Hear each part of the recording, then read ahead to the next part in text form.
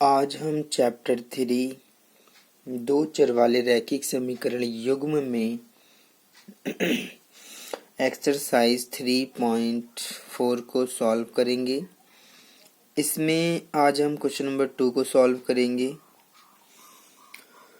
Question number 2 में हमें कहा गया है निम्न समस्याओं में रैखिक समीकरणों के युग्म बनाइए और उनके हल यदि उनका अस्तित्व है विलोपन विधि से ज्ञात कीजिए।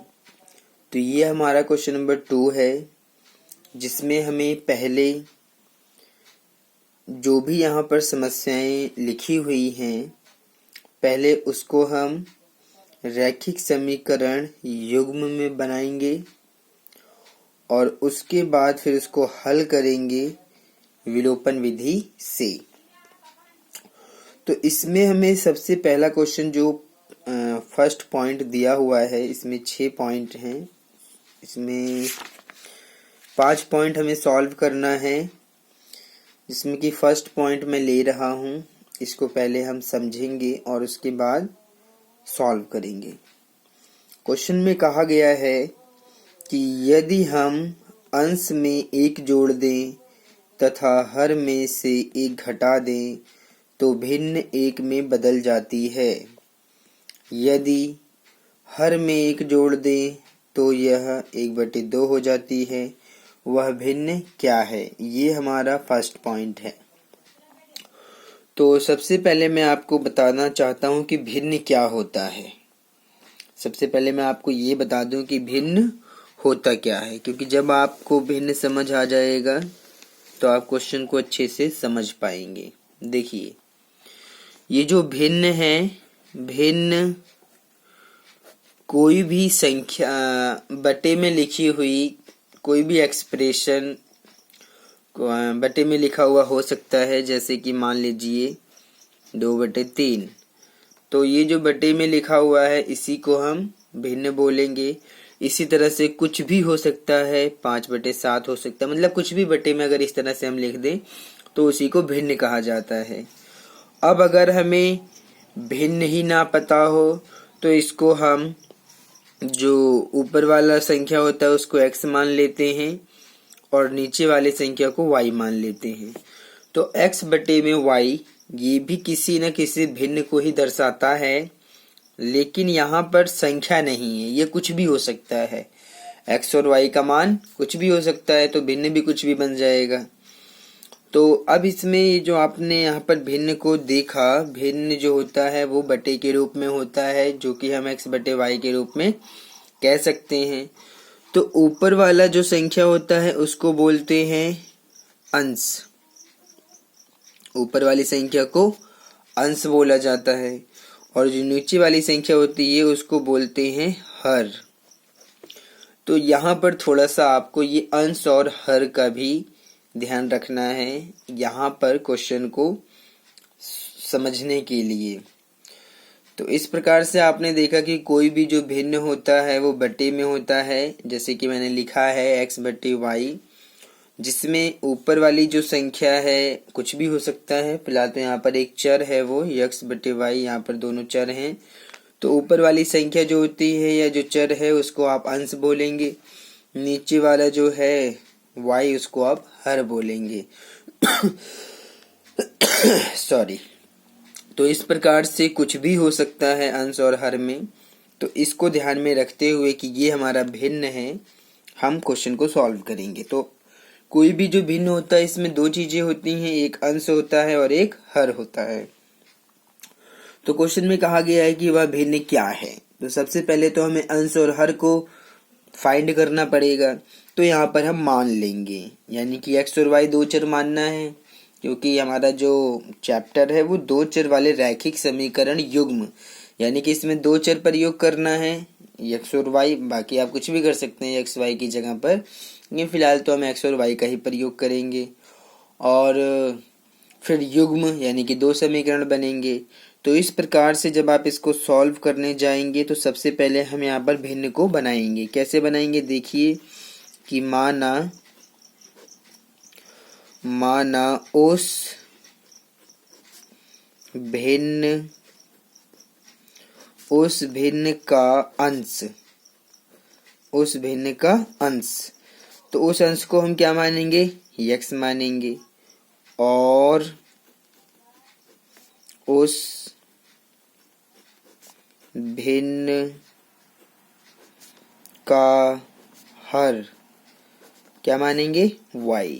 तो अब अगर हमारे पास अंश है और हर है, यानी कि अंश x है और हर y है, तो अतः अगर आप भिन्न को लिखना चाहते हैं तो भिन्न बराबर बनेगा भिन्न बराबर x बटे y, क्योंकि अंश ऊपर होना चाहिए और हर नीचे होना चाहिए, तो भिन्न हमारा ये बन गया है। अब क्वेश्चन में जो कुछ भी कहा गया है उसके अकॉर्डिंग हमें आगे बढ़ना है। तो अब आप प्रश्न के अनुसार आगे बढ़ेंगे, इसलिए आप लिखेंगे प्रश्नानुसार। प्रश्नानुसार आप आगे बढ़ेंगे। चलिए बढ़ते हैं। सबसे पहले तो आप भिन्न की बात करें तो भिन्न क्या है, x बटे y। ये हमारा क्या है, ये आपका भिन्न है जिसकी बात क्वेश्चन में कहा गया है, यही भिन्न है। इसका जो भी मान आएगा वो भिन्न को दर्शाएगा। तो देखते हैं, क्वेश्चन में कहा गया है कि यदि हम अंश में एक जोड़ दें तथा हर में से एक घटा दें, ये क्वेश्चन में कहा गया है, तो भिन्न एक में बदल जाती है। ये फर्स्ट पहली लाइन है, आप इसको ध्यान से पढ़िए और समझिए। तो अंश में एक जोड़ दें, अंश क्या है, x है, इसमें एक हमने जोड़ दिया, ठीक है। फिर क्वेश्चन में कहा गया कि हर में से एक घटा दे, ये रहा हर y, इसमें से एक घटा दिया।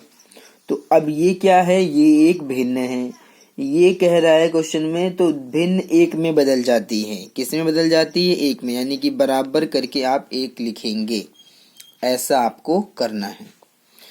तो अब आप आगे इसको थोड़ा सा सिंप्लीफाई कर लें। सिंप्लीफाई करने के लिए आप इसके नीचे एक लगाएंगे और क्रॉस मल्टीप्लाई कर देंगे। तो इस एक की गुणा इसमें करिए, इस एक की गुणा y, मतलब कि आप गुणा करिए क्रॉस मल्टीप्लाई। तो जब हम इस एक की गुणा x प्लस 1 में करेंगे तो हमें क्या मिलेगा, x प्लस 1 ही मिलेगा। क्या मिलेगा, x प्लस 1 बराबर, जब आप एक की गुणा y माइनस 1 में करेंगे तो आपको y माइनस 1 ही मिलेगा, क्योंकि एक से ज़्यादा कुछ फर्क नहीं पड़ता है। तो अगर आप इसको ध्यान से देखें, इसको थोड़ा सा सिंप्लीफाई और करें तो ये ऐसे होगा, x और ये जो y है इधर माइनस में आएगा, बराबर -1 तो यहाँ पर है ही, ये जो प्लस 1 है वो भी इधर जो है माइनस में आ जाएगा, ठीक है। तो इस प्रकार से आप देखेंगे, अगर आप इसको सॉल्व करें तो x माइनस वाई बराबर -1 और -1 कितना हो गया, माइनस माइनस प्लस होता है, तो ये दोनों जुड़ जाएंगे तो 2 आएगा, लेकिन माइनस का आएगा क्योंकि दोनों ही माइनस में हैं। तो फर्स्ट इक्वेशन आपके सामने आ चुका है, जो कि है x माइनस वाई बराबर -2। तो ये आपका फर्स्ट इक्वेशन तैयार हो गया है। अब हम सेकंड इक्वेशन की ओर आगे बढ़ते हैं। तो यहाँ पर लिखेंगे, और सेकंड लाइन देखिए क्या कहा गया है। पहले तो आप भिन्न को लिख लीजिए। भिन्न हमारा क्या है, x बटे में y, यही हमारा भिन्न है, ठीक है। इस भिन्न में वो क्या कह रहा है क्वेश्चन में, उसको हम करते हैं। कह रहा है कि यदि हर में एक जोड़ दें तो यह 1/2 हो जाती है। ये आपको समझना पड़ेगा कि यदि हर में एक जोड़ दें तो यह 1/2 हो जाती है। तो हर में एक जोड़िए, ऊपर वाला तो अंश है, नीचे वाला हर है, इसमें एक जोड़ने के लिए कह रहा है, और कह रहा है कि 1/2 हो जाती है, यानी कि अंश में उसने कुछ नहीं किया, केवल हर में एक जोड़ दिया और 1/2 हो जाती है। तो ये आपके सामने है। तो जब आप इसको क्रॉस मल्टीप्लाई करेंगे तो चलिए करते हैं। 2 की मल्टीप्लाई x में करिए तो ये मिल जाएगा आपको 2x। 1 की मल्टीप्लाई y प्लस 1 में करेंगे तो ये y प्लस 1 ही आपको मिलेगा, एक से ज़्यादा कुछ फर्क नहीं पड़ेगा। इस प्रकार से ये 2x और ये जो y है यहाँ पर प्लस में है तो यहाँ पर माइनस में आ जाएगा, और यहाँ पर बराबर करके आपको 1 मिलेगा। यहाँ पर जो 1 है वो यहाँ पर मिलेगा। तो ये जो अब आपके सामने आया है ये है आपका सेकंड इक्वेशन, ठीक है। ये आपका सेकंड इक्वेशन है। तो अब अगर हम इस समीकरण 1 और समीकरण 2 को विलोपन विधि से हल कर दें तो हमें x और y का मान मिलेगा, और जो x और y का मान आएगा वही हमारा भिन्न बनेगा, क्योंकि भिन्न क्या है, x बटे y है, तो भिन्न भी बन जाएगा। तो हमें केवल समीकरण 1 और 2 को हल करके x और y का मान ज्ञात करने की जरूरत है। उसके बाद हमारा जो भिन्न है वो हमें ज्ञात हो जाएगा। तो सबसे पहले हम यहाँ पर दोनों ही समीकरणों को विलोपन विधि से हल करते हैं। तो अगर आप इसको विलोपन विधि से हल करेंगे, विलोपन विधि से जब इसको विलोपन विधि से हल किया जाएगा तो विलोपन विधि में हमें इन दोनों ही समीकरणों को लेना होता है और उनके जो गुणांक है वो बराबर करना होता है। तो सबसे पहले हम देख लेते हैं, हमारा जो फर्स्ट इक्वेशन है वो है x माइनस वाई बराबर है -2 के, ये हमारा फर्स्ट इक्वेशन है। और दूसरा है 2x माइनस वाई बराबर 1 ये है सेकंड इक्वेशन। तो जब इसको सॉल्व किया जाएगा तो पहले हम देखें कि किसके गुणांक बराबर हैं या फिर हम किसका गुणांक बराबर करना चाहते हैं, x या y का। तो अगर आप ध्यान से देखें तो x के गुणांक यहाँ पर 1 है, यहाँ पर 2 है, तो अलग अलग है। अगर y का ध्यान से देखें तो यहाँ पर भी 1 है और यहाँ पर भी 1 है, यानी कि y के गुणांक बराबर हैं, हमें करने की जरूरत नहीं है। तो अगर y के गुणांक बराबर हैं तो हम डायरेक्ट सॉल्व कर दें, फिर हमें कुछ करने की जरूरत नहीं है, y विलुप्त हो जाएगा और फिर ये सॉल्व हो जाएगा। तो इसलिए क्योंकि y के गुणांक बराबर हैं तो इसलिए हम इसको कुछ भी नहीं छेड़ेंगे, बस इसको आगे हम सॉल्व कर रहे हैं। क्योंकि ये माइनस का y है और ये माइनस का y नीचे भी है, तो अलग अलग चिन्ह हमें चाहिए, क्योंकि एक ही चिन्ह रहेगा, माइनस माइनस दोनों तो जुड़ जाएगा। तो हमें y को विलुप्त करने के लिए इसको एक में से 2 को घटाना पड़ेगा, घटाएंगे तभी निशान बदलेगा, और जब निशान बदलेगा तो अपने आप ये माइनस प्लस में आ जाएगा और कट जाएगा। इसलिए आप यहाँ पर लिखेंगे घटाने पर। क्या लिखेंगे? घटाने पर। घटाने पर लिखेंगे तो आपको यहाँ पर चिन्ह बदलना पड़ेगा, जैसे कि ये प्लस का निशान है तो यहाँ माइनस कर दीजिए, यहाँ माइनस है तो यहाँ प्लस कर दीजिए, यहाँ प्लस है तो यहाँ माइनस कर दीजिए। घटाने पर जब आप लिखते हैं तो चिन्हों को बदला जाता है, जोड़ने पर जब लिखते हैं तो चिन्हों को नहीं बदला जाता है। तो ये रहा माइनस का y और नीचे है प्लस का y, तो ये दोनों कट जाएंगे। ये x यहाँ पर कुछ नहीं, आप 1 मान ले, x के साथ में आप 1 मान सकते हैं। तो ये है 2x माइनस का और ये है 1x, यानी कि ये हमारा प्लस का है, तो माइनस का ज़्यादा है, क्योंकि माइनस का 2x माइनस का ज़्यादा है तो इसलिए आप माइनस का लिखेंगे। 2x में से 1x घटाइए तो 1x बचेगा, 1 लिखा नहीं जाता है तो इसलिए केवल x लिखा जाएगा, बराबर। अब ये माइनस का 2 और ये माइनस का 1, तो माइनस माइनस बनता है प्लस, यानी कि आपको जोड़ना पड़ेगा। तो जोड़ने से आपको क्या मिलेगा? -2 और -1 यानी कि माइनस का 3, क्योंकि दोनों जुड़ेंगे तो माइनस में ही मिलेगा, क्योंकि दोनों ही माइनस में है तो जुड़ गए। और माइनस से माइनस जब कटेगा तो x आपको कितना मिलेगा? 3। x का मान जो 3 आया है इसको आप समीकरण 1 या 2 किसी में भी रख के y का मान निकाल लीजिए।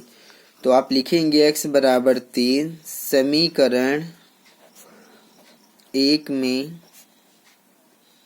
रखने पर, समीकरण 1 में रखने पर। तो समीकरण 1 ये है जो कि लिखा है कि x माइनस वाई बराबर माइनस का 2, ये है। तो x का मान कितना है? 3, यानी कि 3 माइनस वाई बराबर माइनस का 2, ये है आपके सामने। तो इसको आप सॉल्व करेंगे तो माइनस वाई बराबर माइनस का 2 और 3 यहाँ प्लस में है तो यहाँ माइनस में ही जाएगा। तो अब ये 3 और 2 5, दोनों ही माइनस में है तो जुड़ेंगे, तो माइनस का 5 मिलेगा और यहाँ पर माइनस का y, तो माइनस से माइनस जब ये कटेगा तो y बराबर आपको मिलेगा 5।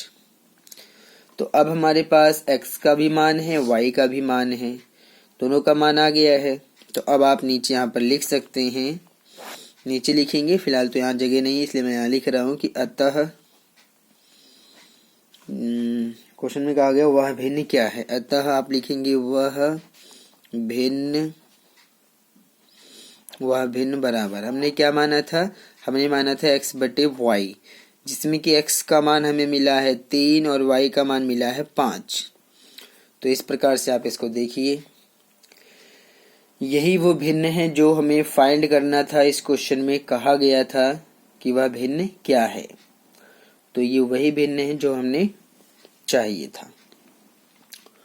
तो इस प्रकार से ये फर्स्ट पॉइंट हमारा सॉल्व हो गया है। इजी बहुत है, बस थोड़ा सा चीजें समझ आनी चाहिए और थोड़ा कैलकुलेशन इक्वेशन को सॉल्व करना आपको आना चाहिए। विलोपन विधि बहुत आसान विधि है और ज़्यादातर दो चर वाले रैखिक समीकरण युग्म को हल करने के लिए विलोपन विधि का ही प्रयोग किया जाता है। इसलिए अगर आप इसको बार बार अभ्यास करेंगे तो ये आपको अच्छे से समझ में आ जाएगा। चलिए अब हम सेकंड पॉइंट की तरफ चलते हैं और उसको भी सॉल्व करेंगे।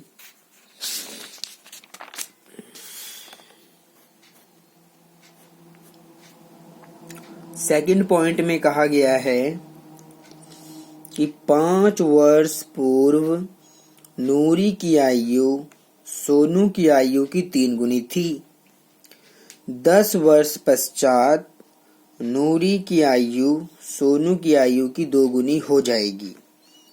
नूरी और सोनू की आयु कितनी है, ये हमारे क्वेश्चन में कहा गया है। तो क्वेश्चन में दो चीजें हैं, यानी कि यहाँ पर दो बच्चे हैं या कुछ भी कहिए इन्हें, नूरी और सोनू, ठीक है। इन दोनों की आयु हमें पता नहीं है कितनी है या फिर क्या है। तो सबसे पहले हमें नूरी की आयु को x मानना पड़ेगा और सोनू की आयु को y मानना पड़ेगा और उसको मान के हम आगे बढ़ेंगे। चलिए मान लेते हैं। तो जब आप सेकंड पॉइंट को सॉल्व करेंगे तो आप जब इसको हल करेंगे तो आप लिखेंगे माना नूरी की वर्तमान आयु,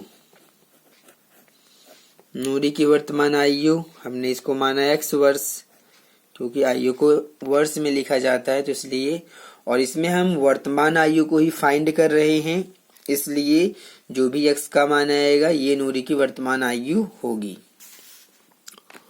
और नूरी के बाद यहाँ पर है सोनू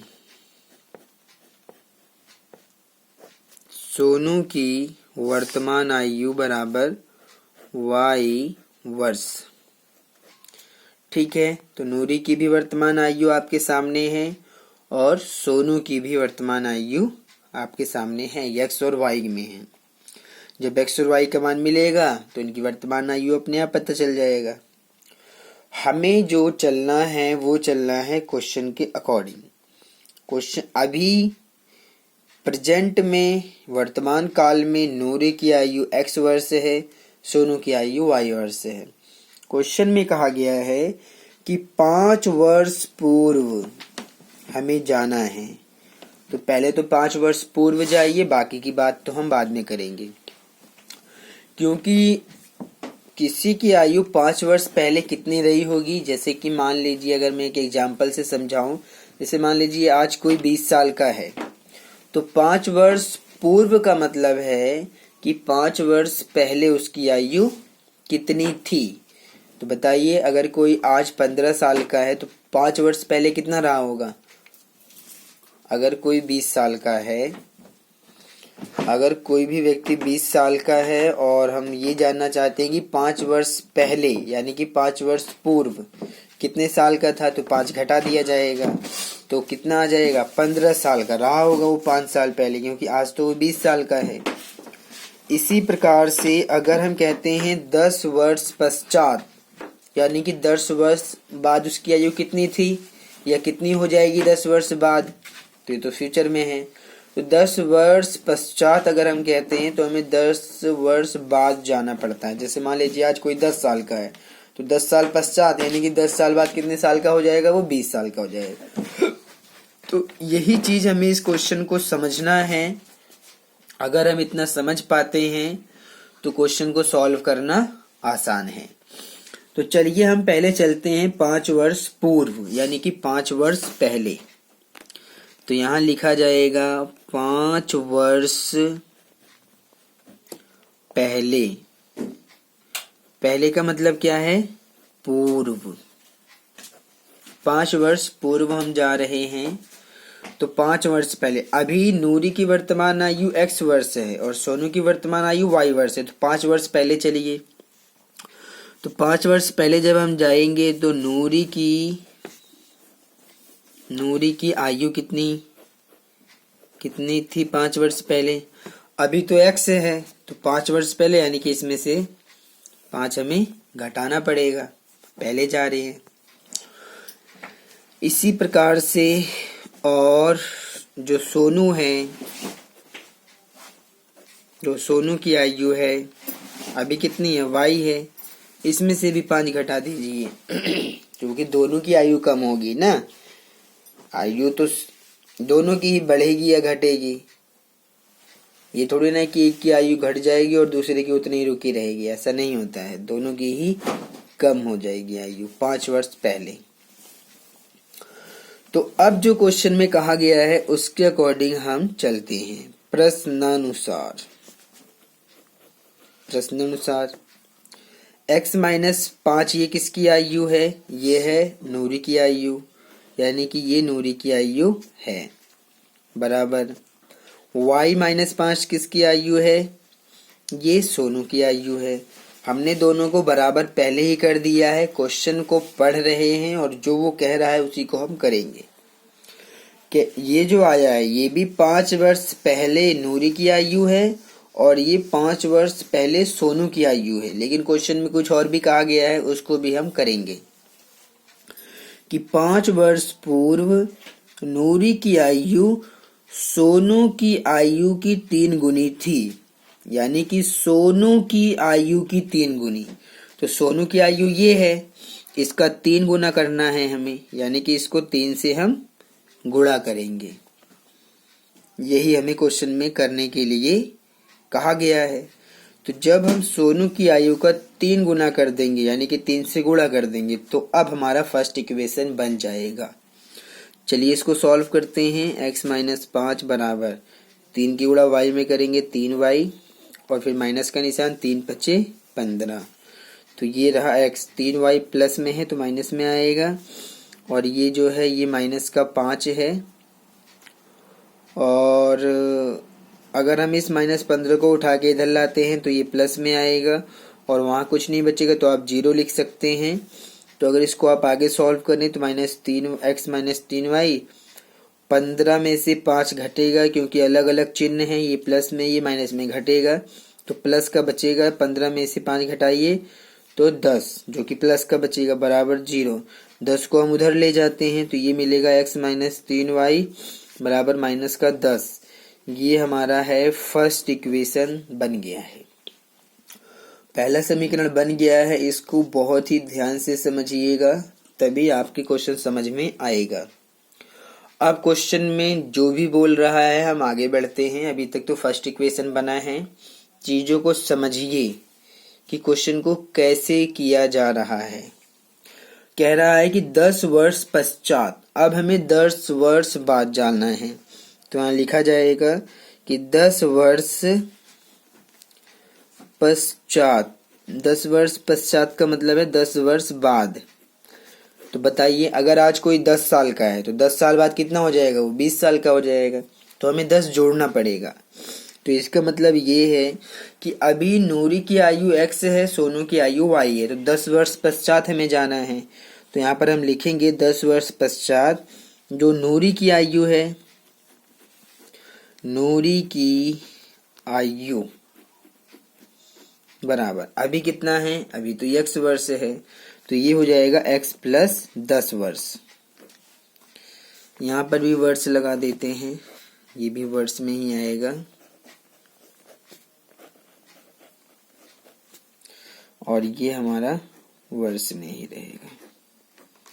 ठीक है, तो ये जो आया है ये आया है नूरी की आयु। ठीक है, अब नूरी की आयु के बाद सोनू भी है, तो और लिखेंगे सोनू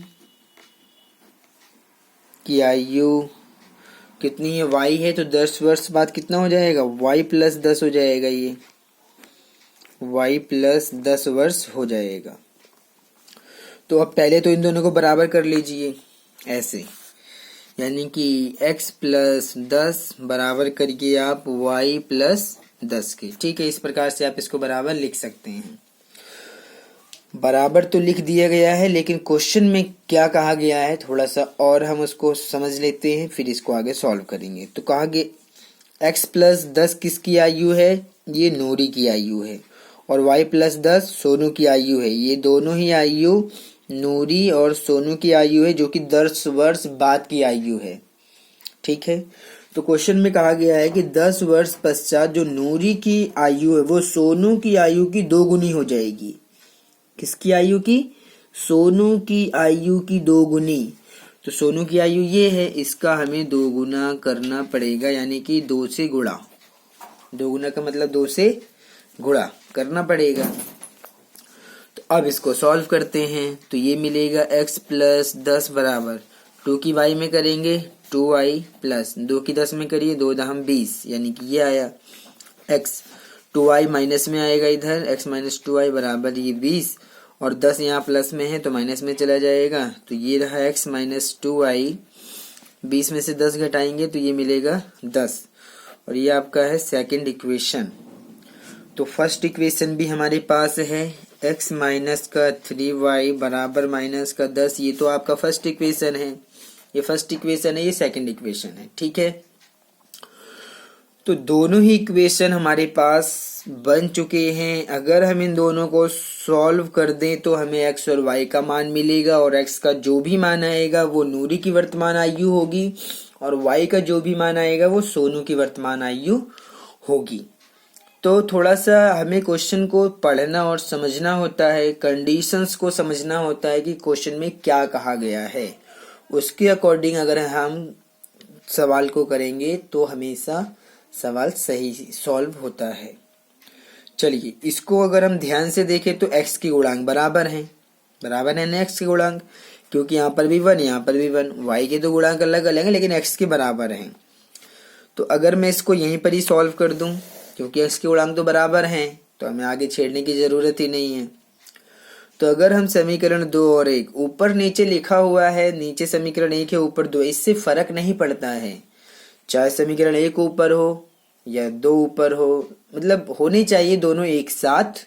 अब चाहे वो समीकरण 1 ऊपर हो या 2 ऊपर हो या नीचे हो, इससे कोई फर्क नहीं पड़ता है, बस दोनों समीकरण एक साथ होने चाहिए, ये हमारा नियम है। तो इन दोनों को हम सॉल्व कर रहे हैं। तो जब आप इसको सॉल्व करने जाएंगे तो x के गुणांक बराबर हैं, तो जो कि हमें प्लस माइनस चाहिए ताकि ये x यहाँ पर विलुप्त हो जाए। तो घटाने पर, क्योंकि घटाने पर जब हम लिखते हैं तो निशान हमेशा बदल जाता है, घटाने पर जब आप लिखते हैं तो निशान हमेशा बदल जाता है। तो ये प्लस में है तो ये माइनस हो जाएगा, ये माइनस है तो ये प्लस हो जाएगा, ये माइनस है तो प्लस हो जाएगा। घटाने पर जब आप लिखेंगे तो निशान हमेशा बदल जाएगा, और अगर आप जोड़ने पर लिखेंगे तो निशान हमेशा नहीं बदलेगा। ठीक है, तो x और x माइनस, ये प्लस में x है, ये माइनस का x है, कट गया।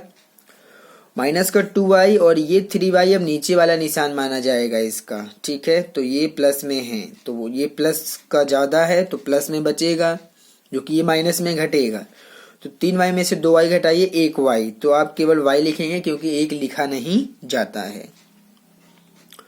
10 ये हमारा प्लस में है, ये भी 10 प्लस में है, तो ये तो दोनों जुड़ जाएंगे, तो 10 और 10 20। तो y का मान तो पहले ही मिल गया। कितना मिला y का मान? y का मान हमें पहले ही मिल गया 20। ठीक है, तो इस क्वेश्चन में आपको मिल गया y का मान 20। तो अब आप इसको आगे सॉल्व कर सकते हैं। y का मान अगर आपको 20 मिलता है तो इस y का मान आप समीकरण 1 में रखें या 2 में रख के x का मान निकाल सकते हैं। तो y बराबर 20 हम समीकरण किस में रखें वो तो हमारी मर्जी है, किसी में भी रख सकते हैं। तो चलिए समीकरण 1 में ही रख देते हैं। समीकरण 1 में रखने पर, समीकरण 1 में रखने पर, तो समीकरण 1 में रखना है। तो समीकरण 1 हमारे पास क्या है? ये है समीकरण 1, जो कि x माइनस का 3y बराबर माइनस का 10।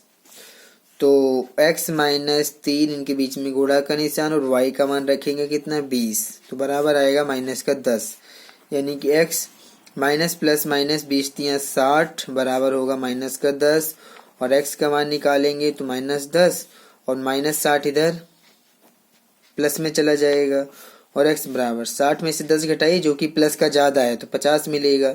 तो आपके सामने x और y दोनों का मान निकल चुका है, आप इसको अच्छे से देख सकते हैं और समझ सकते हैं।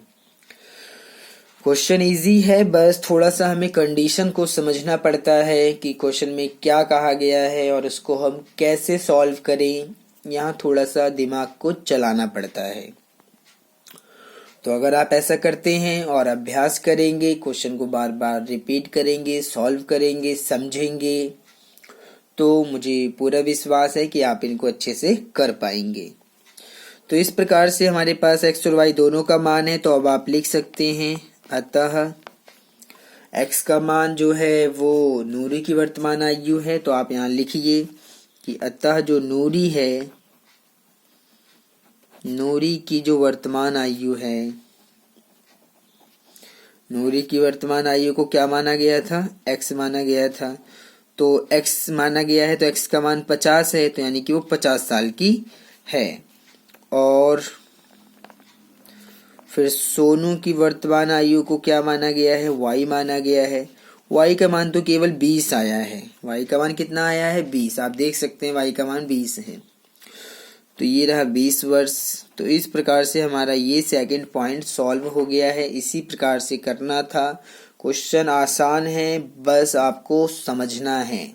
अगर आप समझेंगे तो सब कुछ आसान है। बस आपको क्वेश्चन को एक बार, दो बार, तीन बार, आप उसको दो चार बार अच्छे से पढ़िए और समझने की कोशिश कीजिए, और फिर देखिए कि ये क्वेश्चन को कैसे सॉल्व किया जाना है। मैंने आपको सॉल्व करके समझाया है, अब आप इसको खुद भी समझिए कि यहाँ पर कैसे कैसे किस लॉजिक के साथ में इसको सॉल्व किया जा रहा है। अगर आप ऐसा समझेंगे तो आपको सब कुछ समझ में आएगा। सारी चीज़ें आसान हैं, बस आपको समझना है। यहाँ पर समझेंगे तो आप अच्छी परफॉर्मेंस कर पाएंगे। चलिए आगे बढ़ते हैं। सेकंड पॉइंट भी सॉल्व हो गया है, अब हम आते हैं थर्ड पॉइंट पे। थर्ड पॉइंट पे आएंगे हम, और थर्ड पॉइंट में हमें जो है, जो भी क्वेश्चन कहा गया है उस क्वेश्चन को हम सॉल्व करेंगे। और यहाँ पर थोड़ा सा आपको लॉजिक भी समझना है। यहाँ पर एक मैं फॉर्मूला भी प्रयोग करूँगा, और वो मैं आपको पहले बता देता हूँ ताकि हम अच्छे से क्वेश्चन को समझ पाएँ और सॉल्व कर पाएँ। 2 अंकों की एक संख्या है। चलिए मैं थोड़ा सा आपको बता देता हूँ कि 2 अंकों की संख्याओं के बारे में क्या बातें हैं। देखिए, अगर हम बात करें 2 अंकों की संख्याओं की, ठीक है, थोड़ा सा मैं आपको बता रहा हूँ। 2 अंकों की संख्याएं, 2 अंकों की संख्याएं, तो 2 अंकों की कितनी संख्याएं होती हैं? देखिए, 1 से हम गिनती शुरू करेंगे, 9 तक की संख्याएं तो 1 अंक में मिलेंगी। उसके बाद 10 से शुरू हो जाएगा, 10, 11, 12, ये चलेगा 99 तक, ये सभी 2 अंकों में हैं।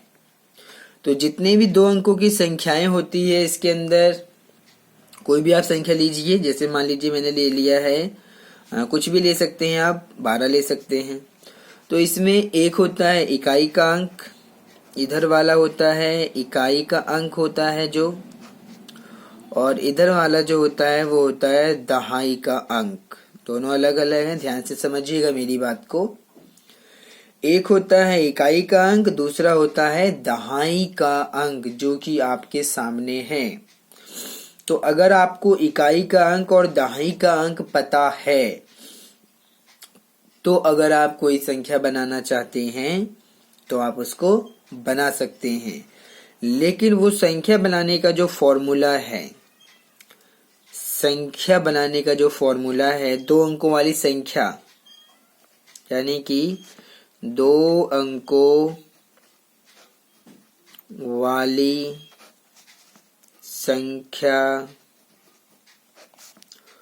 बनाने का सूत्र वो है, आप लिखेंगे कि संख्या बराबर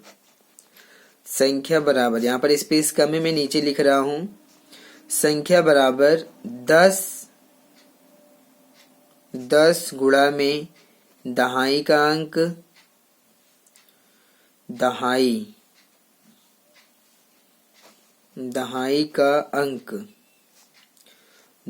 का अंक प्लस में इकाई का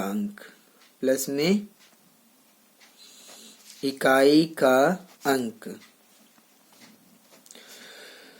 तो यही फॉर्मूला है, संख्या बराबर 10 गुणा में दहाई का अंक और प्लस में इकाई का अंक। ये फॉर्मूला आप प्रयोग करेंगे इस क्वेश्चन जो अब हम करने जा रहे हैं उसके अंदर।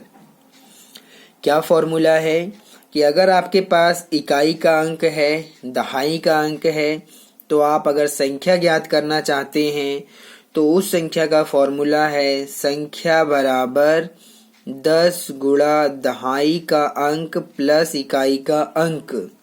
ये मैंने आपको बोल बोल के समझाया है। आप इस फॉर्मूले का प्रयोग तब करेंगे जब आपके पास इकाई का अंक हो और दहाई का अंक हो, तभी आप यहाँ से कोई भी संख्या ज्ञात कर सकते हैं।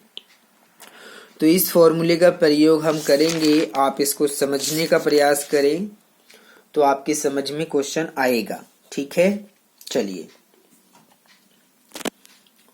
क्वेश्चन है कि 2 अंकों की संख्या के अंकों का योग 9 है। इस संख्या का 9 गुना संख्या के अंकों को पलटने से बनी संख्या का 2 गुना है, वह संख्या ज्ञात कीजिए। ये हमारा क्वेश्चन है। ठीक है, तो अगर मैं यहाँ पर ध्यान से देखूं तो 2 अंकों की संख्याएं बताइए, तो बहुत सारी संख्याएं होती है 2 अंकों की, लेकिन अगर अंकों का योग 9 हो तो ऐसी कौन कौन सी संख्याएं जिसमें अंकों का योग 9 होता है? देखिए मैं आपको दिखाता हूं। ऐसी बहुत सारी संख्याएं हैं जिसमें अंकों को जोड़ने पर आपको 9 मिलेगा, जैसे कि 36। अंकों को जोड़िए, 3 + 6 यानी कि 9 मिल गया। इसी तरह से 63, अगर आप अंकों को जोड़ें 6 + 3 यानी कि 9। इसी तरह से 81, अगर आप अंकों को जोड़ें 8 और 1 यानी कि 9। 18, 1 और 8 को जोड़ें तो आपको 9 मिलेगा। तो मतलब बहुत सारे 2 अंकों की संख्याएं हैं जिनके अंकों को जोड़ने पर आपको 9 मिलेगा, लेकिन वो संख्या कौन सी है? क्वेश्चन में कहा गया कि वह संख्या ज्ञात कीजिए। अब बहुत सारी संख्याएं हैं, हम कैसे जानेंगे कि इसमें से कौन सा सही है और कौन सा गलत है? तो इसलिए हमारा यहाँ पर फॉर्मूला जो हमने अभी बात किया है उसका प्रयोग करेंगे। और इसको अगर आप ध्यान से देखेंगे कि 2 अंकों की संख्याओं में एक इकाई का अंक होता है और एक दहाई का अंक होता है, इसको ध्यान में रखते हुए हम इस क्वेश्चन में हम उस संख्या को ज्ञात कर लेंगे, जो कि हमें इकाई का अंक और दहाई का अंक इन दोनों से ही आगे बढ़ना है। तो हम x और y मानेंगे। इकाई के अंक को आप x मान लेंगे और दहाई के अंक को आप y मान लेंगे। अगर इकाई का अंक x होगा, दहाई का अंक y होगा, तो आप आसानी से सॉल्व कर पाएंगे। चलिए इस लॉजिक के साथ में हम आगे बढ़ते हैं। तो क्योंकि क्वेश्चन में 2 अंकों वाली वो संख्या कौन सी है, हमें वो संख्या भी नहीं पता है, इकाई और दहाई का अंक भी नहीं पता है, तो x और y ही तो मानेंगे। तो जब आप इस क्वेश्चन को सॉल्व करेंगे तो आप ऐसे करेंगे, माना इकाई का अंक बराबर x, क्योंकि हमें पता नहीं है इकाई का अंक कितना है, और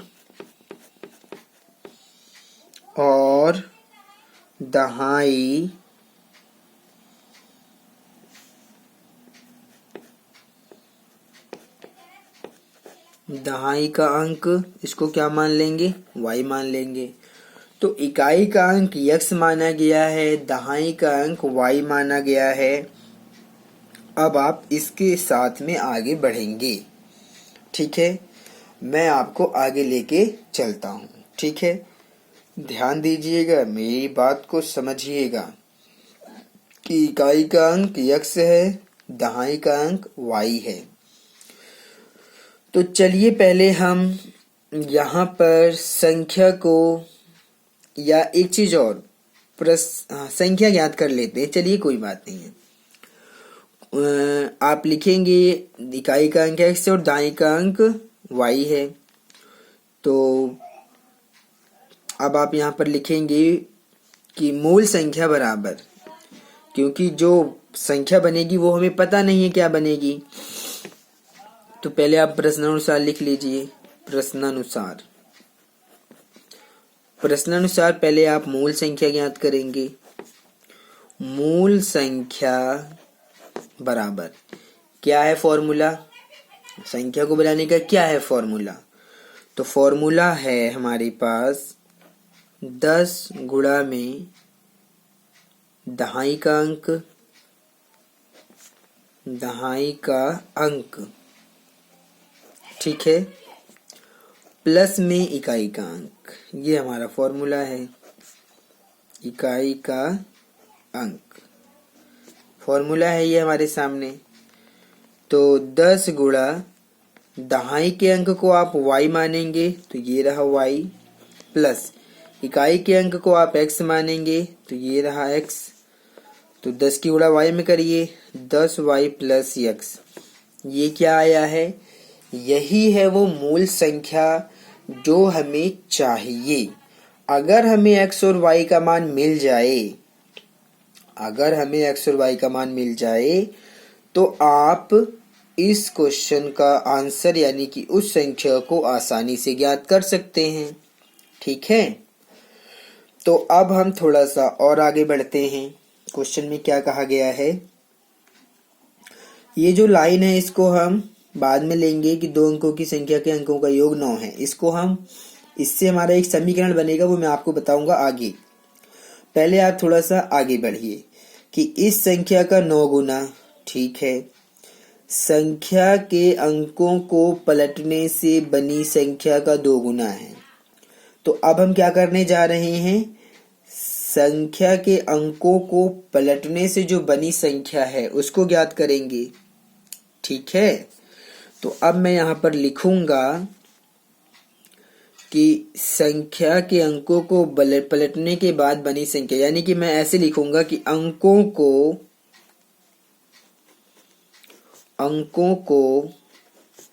पलटने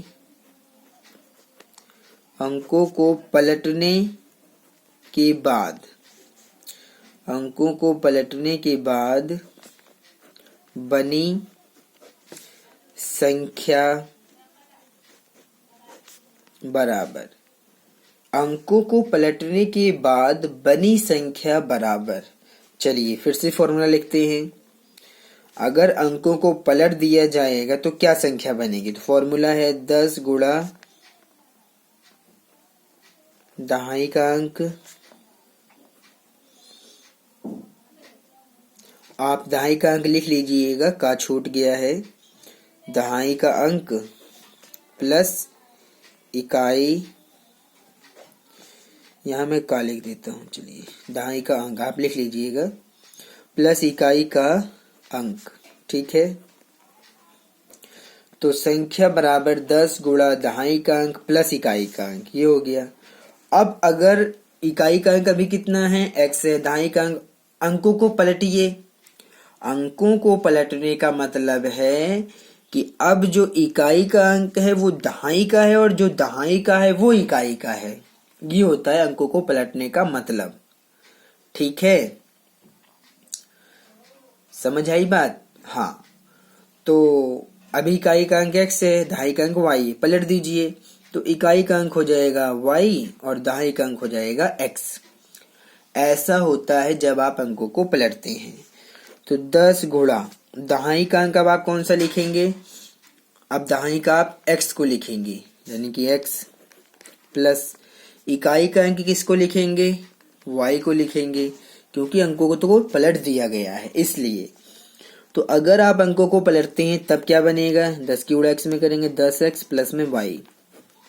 ये संख्या तब मिलेगी जब आप संख्या के अंकों को पलट देंगे, और ये आपकी मूल संख्या है, यानी कि शुरुआत में प्रथम संख्या पहले वो 2 अंकों की ऐसे थी पहले, जब आप अंकों को पलट देंगे तब वो ऐसे बन जाएगी। ठीक है, तो ये सारी बातें आपकी समझ में आ गया होगा। अब हम एक काम करते हैं, जो क्वेश्चन में कहा गया है उसको करते हैं। ठीक है, देखिए मूल संख्या क्या है, मूल संख्या ये है, यानी कि 10y, यहाँ पर आप लिखेंगे और 10y प्लस x, ये आपकी क्या है, मूल संख्या है, ये मतलब पहले वाली संख्या, और बराबर अंकों को पलटने से बनी संख्या है ये वाली। ये वो संख्या है जो अंकों को पलटने से बनी हुई है, 10x प्लस y। दोनों पर ध्यान दीजिए कि ये संख्या है अंकों को पलटने से बनी संख्या, और ये है मूल संख्या, यानी कि जो पहले थी। क्वेश्चन में क्या कहा गया है उसके अकॉर्डिंग हम करते हैं। क्या कहा गया है, देखिए कह रहा है कि इस संख्या का 9 गुना, इस संख्या का 9 गुना संख्या के अंकों को पलटने से बनी संख्या का 2 गुना है। ये हमें करना है, ध्यान दीजिएगा, ये चीज हमें करना है क्वेश्चन के अकॉर्डिंग, कि इस संख्या का 9 गुना, यानी कि संख्या ये है और अंकों को पलटने से बनी संख्या ये है, दोनों में अंतर है। ये है संख्या और ये है अंकों को पलटने से बनी संख्या। तो इस संख्या का 9 गुना, तो इसको 9 से गुणा कर दीजिए, 9 गुना करिए यानी कि गुणा में 9। ठीक है, अब कह रहा है कि संख्या के अंकों को पलटने से बनी संख्या, अंकों को पलटने से बनी संख्या ये है, तो पलटने से बनी संख्या का 2 गुना, तो इसको 2 से गुणा करिए। ठीक है, हो गया। अब इसको सॉल्व करते हैं और एक इक्वेशन हमारे सामने आ जाएगी। चलिए निकालते हैं। 9 की गुणा पूरे ब्रैकेट में करते हैं, 9 दाम हो जाएगा 90y, और प्लस का 9 की x में करेंगे 9x, 2 की गुणा पूरे ब्रैकेट में करते हैं, 2 दाम 20x। ठीक है, थोड़ा सा ध्यान से करिएगा ताकि कोई कंफ्यूजन, कोई गलती ना हो, इसलिए प्लस 2 की y में करेंगे 2y। ठीक है, अब हम क्या करेंगे इसको हम समझते हैं। 9 दाम हो गया 90y, प्लस का 9 की x में करेंगे 9x। ठीक है, और फिर ये हो गया 2 की 10 में करेंगे 20x, और ये प्लस 2 की y में करेंगे 2y। ठीक है, इसको सॉल्व करते हैं। तो x वाले को x के साथ में रखेंगे, y वाले को y के साथ में, ऐसा कर लेते हैं। कहने का मतलब ये है जैसे कि ये 20x है, इस 9x को इधर माइनस में ले आइए, ये आ गया माइनस में। ठीक है, और इधर कितना है 90y है इधर, तो 2y इधर माइनस में आ जाएगा। इस प्रकार से आप किसी को भी इधर उधर कर सकते हैं, वो तो आपकी मर्जी है कि आप क्वेश्चन को कैसे सॉल्व कर रहे हैं। बस आप सही तरीके से करिए तो आंसर हमेशा सही आएगा। तो हमने y को इधर कर लिया है और x को इधर कर लिया है, इन दोनों में से घटाते हैं 90y में से 2y, तो हमें मिलेगा 88y। कितना मिलेगा 88y, बराबर 20x में से 9x घटाइए तो आपको मिलेगा 11x। कितना मिल जाएगा 11x मिल जाएगा।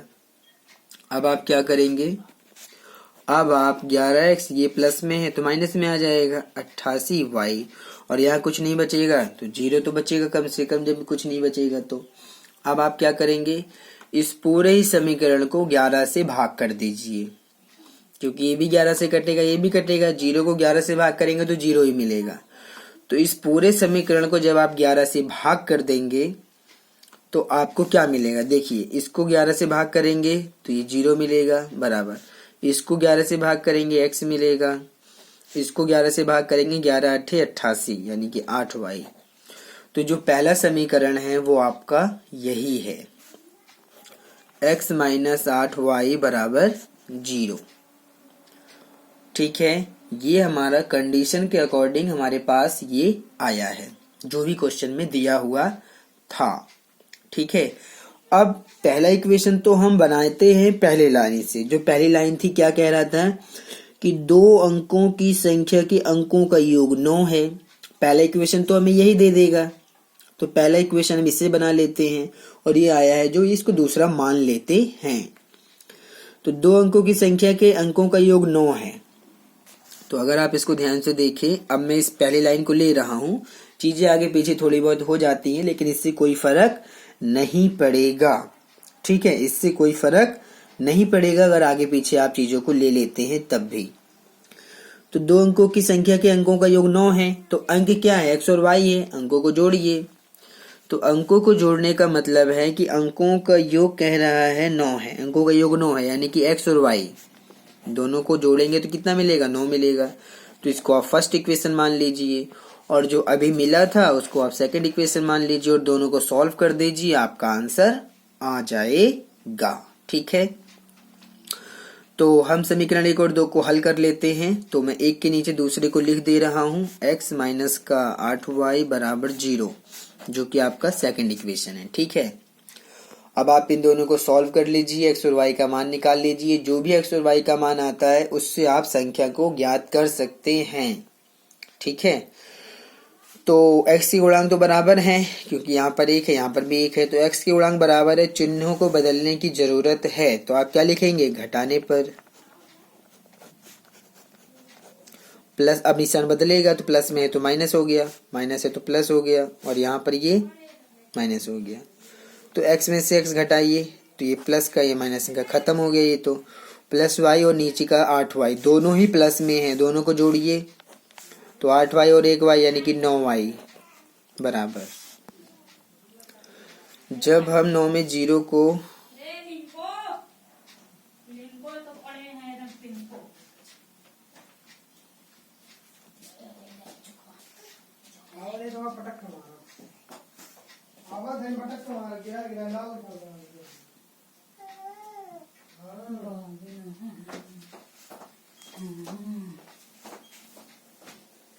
भैया मास्टर डॉक्टर चला भाग चला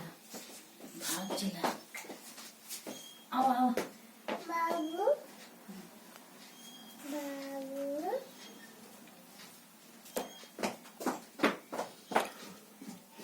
तो जब हम इसको आगे सॉल्व करेंगे, यहाँ पर अगर आप इसको ध्यान से देखेंगे तो 8y और 1y ये 9y हो गया और 9 में से 0 घटाइए तो कोई फर्क नहीं पड़ेगा, यहाँ पर आपको 9 ही मिलेगा क्योंकि ये 0 है। ठीक है, तो जब y का मान निकालेंगे तो 9 और ये जो गुणा में है वो इसके बटे में जाएगा, 9 से 9 कटेगा तो ये आपको 1 मिलेगा, यानी कि y का मान तो 1 मिल गया है।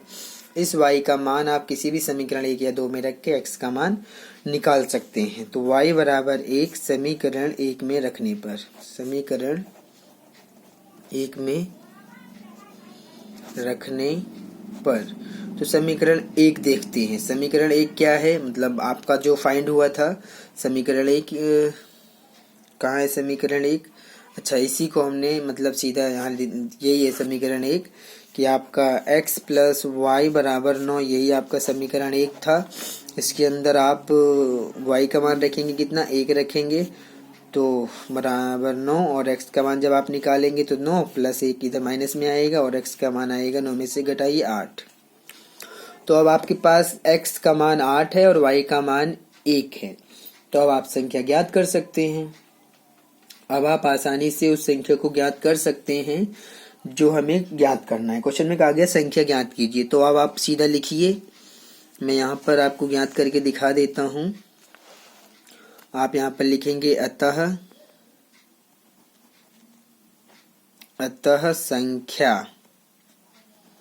संख्या बराबर, एक तो मूल संख्या ये थी, अंक पलटने पर संख्या बनी ये वाली है, संख्या ये है, अंकों को पलटेंगे तो ये बनेगा। तो पहले हम मूल संख्या ज्ञात कर लेते हैं, यानी कि ये वाली, यानी कि 10y प्लस में x, यानी कि 10 गुणा y का मान 1 प्लस x का मान 8। 10 की गुणा 1 में करेंगे 10 प्लस 8 यानी कि 18। ठीक है, अंकों को जोड़िए, 8 और 1 9, यानी कि जो क्वेश्चन में कहा गया था वही मिल रहा है हमें। अगर हम अंकों को जोड़ रहे हैं तो हमें 18 मिल रहा है। ठीक है, अगर आप x और y का मान इसमें रखेंगे तो संख्या को अंकों को पलटने से बनी संख्या मिल जाएगी। आपको मेरी बात समझ आ गई होगी ना। ये जो x का मान और y का मान आया है, अगर आप इसके अंदर रखेंगे तो आपको अंकों को पलटने से बनी संख्या मिलेगी, और अगर इसके अंदर रखेंगे तो जो मूल संख्या थी वो आपको यहाँ से मिलेगी और अंकों को पलटने से बनी संख्या ये मिलेगी। तो फिलहाल तो क्वेश्चन में इतना करना ही काफ़ी है, मतलब कि इतना ही हमें क्वेश्चन में करना है। आंसर मुझे लगता है कि 18 ही दिया होगा, और अगर उसने 81 दिया होगा तो इसमें रखा होगा मान, क्योंकि इसमें रखेंगे तो आपको 81 मिलेगा। तो मैं चलिए अंकों को पलटने से बनी संख्या भी ज्ञात करके दिखा देता हूँ फिलहाल। ठीक है, इससे कोई दिक्कत नहीं है, बस मैं आपको सिखाने के लिए। आंसर तो हमारा आ चुका है 18, यही आपका आंसर है इस क्वेश्चन का। ठीक है, लेकिन अगर आप अंकों को पलटने से बनी संख्या ज्ञात करना चाहते हैं तो मान इसमें रखना पड़ेगा x और y का। तो चलिए मैं दिखाता हूँ कि अंकों को पलटने से बनी कौन सी संख्या बनेगी। अंकों को पलटने से बनी संख्या बराबर कौन सी संख्या बन रही है, 10x प्लस वाई ये बन रहा है। तो 10x प्लस वाई यानी कि 10 गुणा x का मान 8 प्लस y का मान 1, 10 अठे 80 प्लस 1 यानी कि 81। मतलब अंकों को पलटने से 81 बनेगा, और जो मूल संख्या है वो क्या है, 18 है। ये केवल मैंने आपको सिखाने और समझाने के लिए बनाया था कि अंकों को पलटने से कौन सी संख्या बनेगी। ये आप नहीं करेंगे तो भी कोई दिक्कत नहीं है, लेकिन यहाँ तक आपको करना है। ठीक है, यही आपकी मूल संख्या है। तो इस प्रकार से ये क्वेश्चन हमारा कंप्लीट सॉल्व हो गया है। यहाँ पर आपको ये फॉर्मूला बस दिमाग में रखना है कि अगर कोई संख्या आपको ज्ञात करना है जिसमें आपको इकाई और दहाई का अंक पता है, तो आप फॉर्मूला प्रयोग करेंगे 10 गुणा दहाई का अंक प्लस इकाई का अंक। यही वो फॉर्मूला है जो 2 अंकों वाली संख्या को आपको बना के देगा, जिसमें आपको इकाई और दहाई का अंक पता होना चाहिए, तभी आप इसको ऐसा कर पाएंगे। ठीक है, तो इस प्रकार से ये हमारा थर्ड पॉइंट भी सॉल्व हो गया है। अब हम आते हैं इसका फोर्थ पॉइंट और सॉल्व कर लेते हैं। ठीक है, तो फोर्थ पॉइंट को हम और सॉल्व कर लेते हैं। इस प्रकार से हमारे 4 पॉइंट ये सॉल्व हो जाएंगे। क्वेश्चन में कहा गया है कि मीना 2000 रुपए निकालने के लिए एक बैंक गई। उसने खजांची से 50 रुपए तथा 100 रुपए के नोट देने के लिए कहा। मीना ने कुल 25 नोट प्राप्त किए। ज्ञात कीजिए कि उसने 50 रुपए और 100 रुपए के कितने कितने नोट प्राप्त किए। ये हमें बताना है क्वेश्चन में। तो मीना जो है बैंक गई है और उसको 2000 रुपए निकालना है। जब कैशियर, खजांची का मतलब कैशियर, तो कैशियर ने यानी कि खजांची ने उसे 50 रुपए और 100 रुपए के नोट दिए हैं। तो मीना ने कुल 25 नोट प्राप्त किए हैं, यानी कि टोटल उसको कितने नोट मिले हैं, 25, जिसमें कि 50 रुपए और 100 रुपए के नोट हैं। हमें बताना है कि उसके पास 50 रुपए के कितने नोट हैं और 100 रुपए के कितने नोट हैं। चलिए इस क्वेश्चन को सॉल्व करने के लिए x और y का प्रयोग किया जाएगा, यानी कि हम मान लेंगे कि 50 रुपए के उसके पास x नोट हैं और 100 रुपए के y नोट हैं, और ऐसा मान के हम क्वेश्चन को सॉल्व करेंगे और हमारा आंसर आ जाएगा।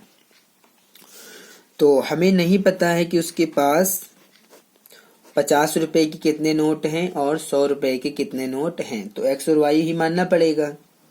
ठीक है, तो यहाँ पर लिखेंगे माना 50 रुपए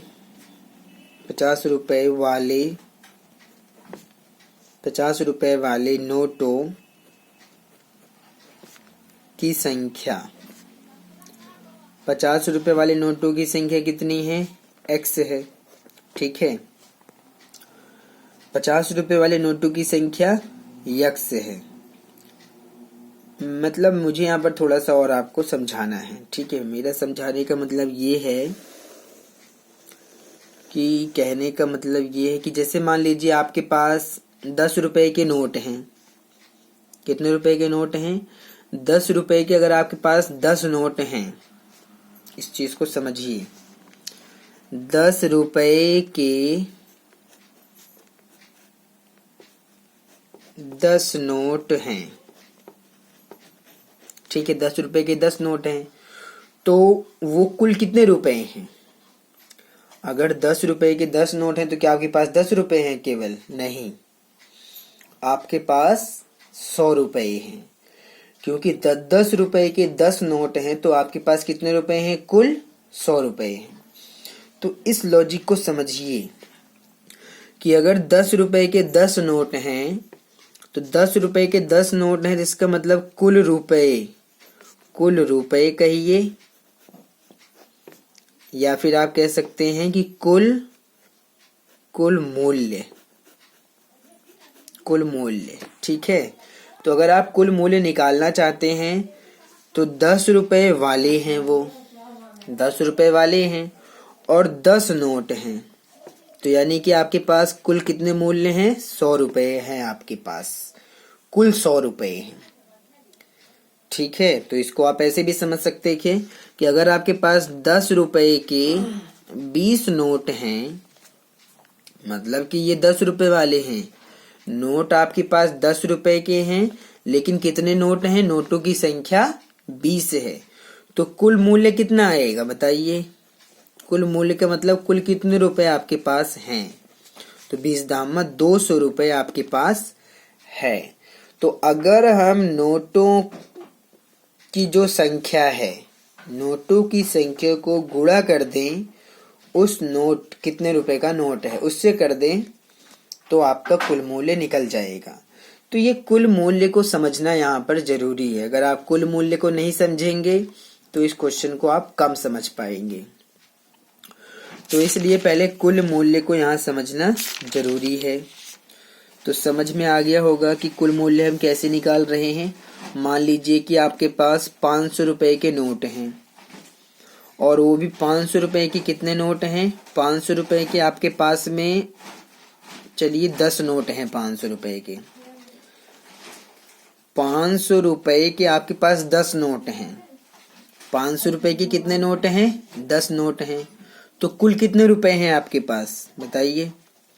तो कुल जो रुपए हैं, यानी कि जो उनका कुल मूल्य है, कुल जो मूल्य आएगा, रुपए तो हैं 500 के और 10 नोट हैं, तो कितना हो गया? 5000 रुपए आपके पास में हैं। तो इस कुल मूल्य को समझना जरूरी है। ऐसा नहीं है कि 500 रुपए के 10 नोट है तो आपके पास 10 ही रुपए हैं या 10 नोट हैं, नहीं। आपके पास में कुल कितने रुपए हैं? 5000 रुपए हैं। अगर आपके पास में 500 के 10 नोट हैं तो आपके पास में 5000 रुपए हैं। तो इस लॉजिक के साथ में हम इस क्वेश्चन को सॉल्व करेंगे कि अगर 50 रुपए वाले नोटों की संख्या यक्स है तो इसका कुल मूल्य ज्ञात कर लो।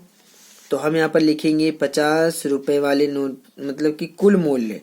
अगर 50 रुपए वाले नोटों की संख्या एक्स है तो 50 रुपए वाले नोटों का कुल मूल्य हम निकालेंगे। तो 50 रुपए वाले नोटों का कुल मूल्य बराबर, तो नोटों की संख्या तो यक्स है और कितने रुपए के हैं? 50, तो उससे गुणा करना पड़ेगा, यानी कि कुल मूल्य आ जाएगा 50 यक्स। कितना आ जाएगा? 50 यक्स आएगा। इतने रुपए उसके पास हैं। इसी प्रकार से आप 100 रुपए का भी निकाल लीजिए, और 100 रुपए वाले नोटों की संख्या, 100 रुपए वाले नोटों की संख्या को y मानेंगे, तो इसका भी कुल मूल्य निकालते हैं। तो 100 रुपए वाले नोटों का कुल मूल्य बराबर, तो 100 रुपये वाले नोट हैं और 100 रुपये वाले नोट हैं और नोटों की संख्या कितनी है, y है, यानी कि कुल मूल्य कितना आएगा, 100y, इतना आएगा। ठीक है, तो 50 रुपए वाले कुल उसके पास इतने रुपए हैं, 100 रुपए वाले उसके पास कुल इतने रुपए हैं।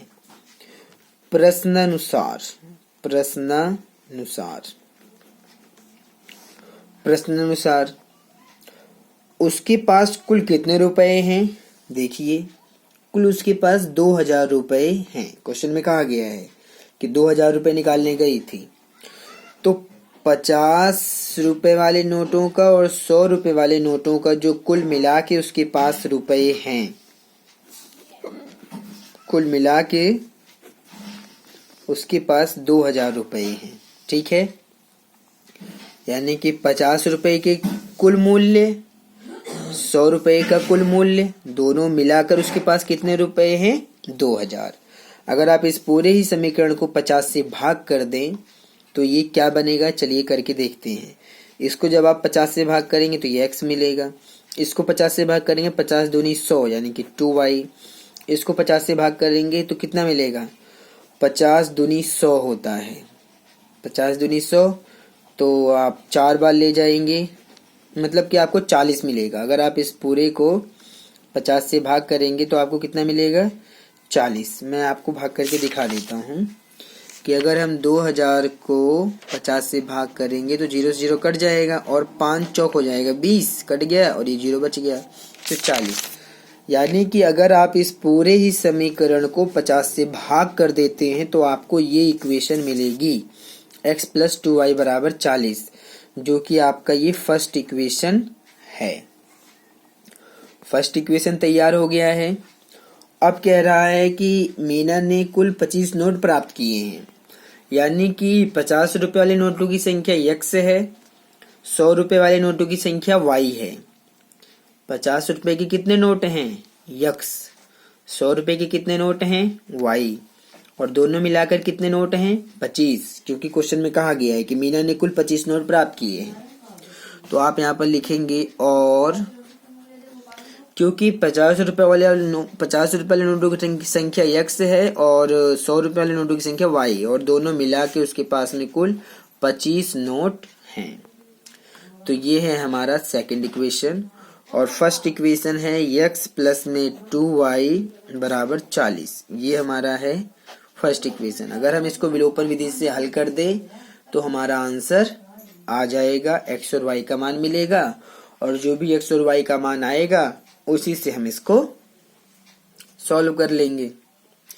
ठीक है, तो अब इस प्रकार से हम यहाँ पर x को विलुप्त कर सकते हैं क्योंकि x के गुणांक बराबर हैं।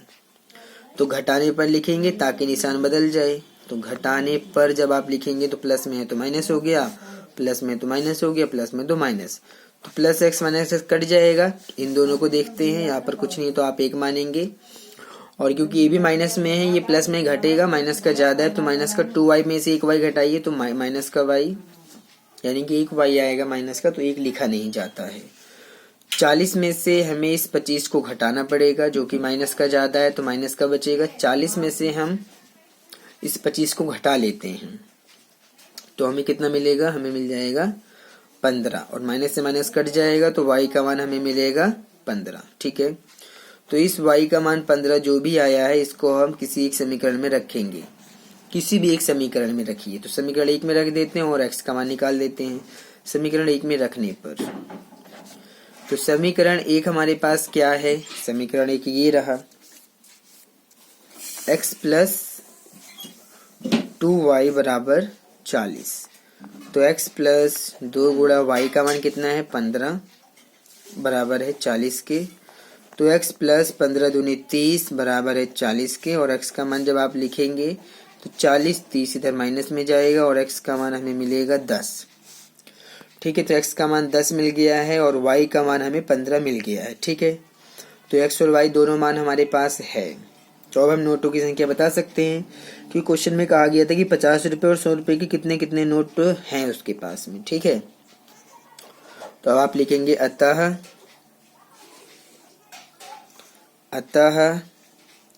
50 रुपए वाले नोटों की संख्या को x माना गया था। 50 रुपए नोटों की संख्या को x माना गया और x का मान कितना आया है 10, यानी कि 10 नोट उसके पास हैं 50 रुपए के और 100 रुपए वाले नोटों की संख्या बराबर, उसको y माना गया है।